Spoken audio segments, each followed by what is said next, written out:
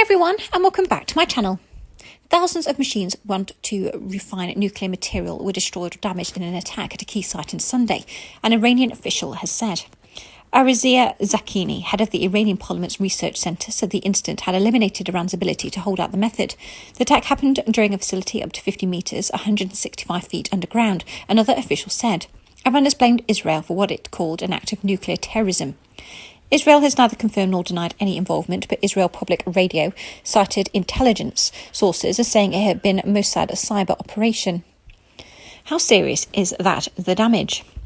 Iran had initially acknowledged that centrifuges, machines went to refine or enrich the element uranium to be used in atomic energy or potentially nuclear bombs, were damaged, but without elaborating.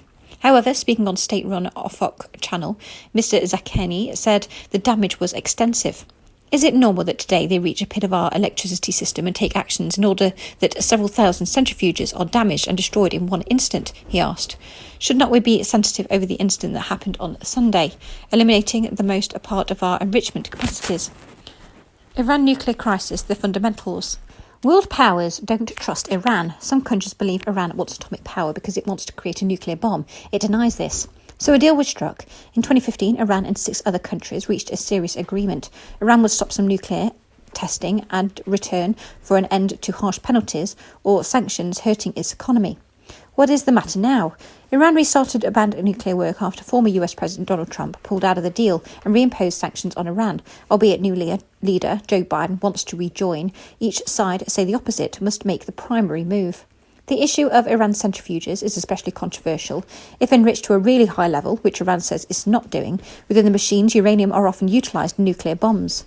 Iran says its centrifuges are enriching uranium only to levels of purity which make it usable for civilian purposes like fuel, agriculture or medicine. Iran has activated a more advanced version of centrifuges, prohibited by the 2015 nuclear deal at Natanz at some point before the location was hit by the blast. US intelligence officials told the NY Times that an outsized explosion had completely destroyed the independent internal power grid that supplied the centrifuges inside the underground facility. They estimated it could take a minimum of 9 months to resume enrichment there.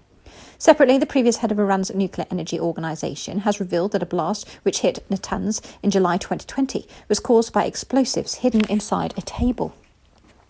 Fariundun Abbasi Davani told State TV the perpetrators amended the explosive in the table and sealed it using perhaps resin or welded the steel before managing to urge it past staff. On Monday, Iran's Secretary of State Mohammad Javad Zarif said his country would take revenge for Sunday's attack, implicitly blaming Israel, whom Iran considers its arch nemesis.